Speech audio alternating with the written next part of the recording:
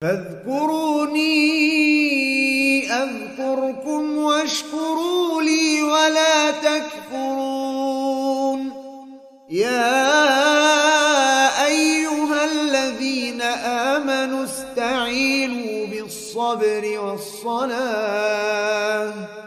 إن الله مع الصابرين. Ini menegasi bahwa Islam itu agama wahyu, bukan agama budaya, bukan juga agama sejarah yang sedang banyak digulirkan oleh kaum liberalisme. Apa itu agama sejarah atau agama budaya? Yaitu agama itu berproses. Bisa berganti layar, bisa berganti ajaran, tergantung budaya dan sejarah yang dilaluinya. Makanya mereka itu membagi agama itu agama primitif, agama modern. Nah, di Indonesia ini sudah modern, menjelma dengan Islam Nusantara. Itu Islam modern. Makanya bagi mereka tidak ada istilah bid'ah, karena semua agama itu baik. Jadi teori mereka, Islam lahir di Arab itu seperti bayi yang masih belum memiliki aksesoris apapun. Nah, nyampe Indonesia itu sudah dewasa, bahkan sudah banyak dandanannya. Ada gelungnya, ada giwangnya, ada antingnya, ada kalungnya, lengkap. Tuh. Nah, inilah akibat terpengaruh dengan interpretasi agama melalui teori evolusi. Agama itu bisa berevolusi, budaya, sejarah. Nanti tafsir agama yang dipakai adalah tafsir hermeneutik, yaitu selagi manusia itu masih bisa menggagas, mengide sesuatu, maka itu bisa menjadi tafsir agama. Nah, ini bahaya. Nah, di bab ini saya menegaskan bahwa Islam itu bukan agama budaya, bukan agama sejarah, tetapi agama wahyu. Yang Allah menegasi, wa ma yantiqu 'anil hawa in huwa illa wahyun yuha. Dan wahyu itu final Al-Quran dan Sunnah. Sebagaimana yang telah ditegaskan oleh Rasulullah. Taraktu fikum amrayni in tamassaktum bihima lan tadillu ba'di kitabullah wa sunnati.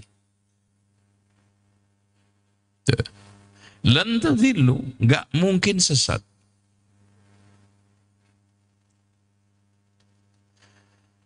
Makanya di dalam surat Toha juga Allah tegaskan, "Famanittaba'a hudaya fala yadillu wala yashqa." Siapa yang mengikuti petunjukku ini tidak akan tersesat dan tidak akan celaka. Maka menjauhi hidayah, menolak hidayah, sama aja menjeburkan diri ke dalam kesesatan dan kecelakaan. Dan itu sekarang yang diderita oleh banyak orang. Sudah selesai bab yang pertama. Kan? Itu. Jadi mungkin 10-15 menit kita tutup. Setelah itu selesai. Oke. Yang seru nanti talbis iblis, ya. Enggak tahu antum siap enggak ngaji talbis iblis. Karena kita bisa aja iblis itu sendiri. Gitu ya. Kita, Masya Allah ya, kitab mulia yang belum pernah ada tandingannya. Belum saya temukan seorang ulama menulis kitab membedah talbis iblis sedetail Ibnul Jauzi, insya Allah. Tunggu hari yang belum jelas kapannya. Baik. Ikhwas sekalian, bobot kewahyuan sunnah tidak ada bedanya dengan Al-Quran. Jadi kalau ada orang yang mengatakan sumber kebenaran Islam itu nomor 1 Al-Quran, nomor 2 sunnah, itu numerik untuk pengurutan saja, bukan untuk menetapkan derajat. Kenapa? Karena Rasulullah mengatakan, ala inni utitul Qur'an wa mislahu ma'ahu. Sungguh aku telah diberikan oleh Allah Al-Quran dan sepadan. Nggak ada 1, nggak ada 2. Jadi kalau ada 1, 2 itu hanya urutan numerik untuk menomer supaya memudahkan kita untuk belajar, menghitung.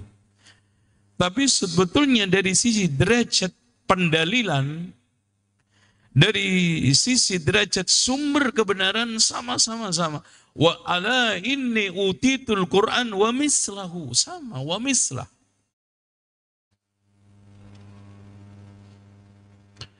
Bahkan kita bisa katakan di dalam bab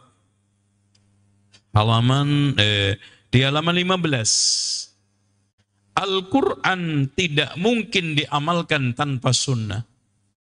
Makanya dari situ Imam Asy-Syatibi menegaskan Al-Quran lebih membutuhkan sunnah daripada sunnah kepada Al-Quran. Artinya untuk mengamalkan Al-Quran tanpa sunnah nggak mungkin, sehingga bisa kita tegaskan Al-Quran tanpa sunnah syariat pasti punah. Sekarang saya tanya sama antum, jumlah rakaat di dalam Al-Quran, rakaat sholat ada nggak? Nggak ada. Tata cara adab-adab sahur, buka, nggak ada. Antum menikah pakai sigat qabiltu nikahaha. Dari mana? Sunnah. Sholat Jum'ah itu berapa rakaat? Ada nggak di Quran? Nggak ada. Makanya kalau orang itu hanya mengandalkan Al-Quran, sholat itu bisa saja cuma rukuk, karena Allah memerintahkan di dalam Al-Quran, farka'u ma'ar raki'in. Udah. Sholat rukuk tok. Assalamualaikum. Selesai. Karena perintahnya rukuklah bersama orang-orang itu. Ada yang melesati ma'ar raki'in, bersama orang-orang yang rokokan. Nauzubillah, itu sama dengan sallu kama ra'aitu muni usolli, itu sama. Nauzubillah. Jadi orang awam ngeyelnya itu kadang-kadang kebangetan, Pak. Iya, kebangetan. Ya. Dengan demikian wahyu sumber syariat abadi. Oke. Yang kedua, kiprah salafus saleh di dalam merawat sunnah. Kita tekankan sunnah di sini karena kita ingin membahas ahli sunnah. Yang kalau di Indonesia ahli sunnah itu tercemar dengan berbagai macam talbis. Bahkan orang yang sangat berlawanan dengan ajaran ahli sunnah mengklaim paling sunnah. Ahli sunnah. Oleh karena itu orang yang seperti ini kita tegaskan, kullun yadda'i waslan bil laila wal laila lam tuqirru bidzaka. Setiap orang mengklaim punya hubungan dengan Laila, sementara Laila hanya punya hubungan dengan yang satu, yaitu fulan. Artinya ahli sunnah itu nggak mungkin sekian belas ajaran, sekian belas warna, sumbernya satu kok. Bahkan semua ajaran yang bersumber dari budaya tradisi diklaimkan, dinisbatkan kepada sunnah. Ahli sunnah. Makanya kalau ada orang yang menanyakan syubhat begini, Pak, apa dakwah ahli sunnah? Ad-da'watus salafiyah itu anti budaya? Saya tegaskan tidak. Tetapi dakwah salafiyah hadir meluruskan budaya dan tradisi.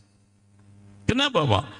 Karena kalau sekarang semua daerah, semua negara, semua suku menisbatkan tradisi dan budaya ini kepada Islam, subhanallah Pak, berapa banyak ajaran Islam ini meledak itu sampean. Orang Lampung punya budaya tradisi sendiri, orang Sulawesi punya, orang Kalimantan punya, apalagi Jawa, Masya Allah. Ditempelin semua ke Islam. Yang kalah akhirnya apa? Ajaran aslinya. Gitu loh. Ajaran yang asli aja itu enggak semua orang bisa mengamalkan, ditambah lagi budaya. Ditambah lagi tradisi, muntah sampean, muntah. Sekarang kok pernikahan aja itu, Masya Allah budaya tradisi berapa banyak itu. Kematian belum lagi, Masya Allah.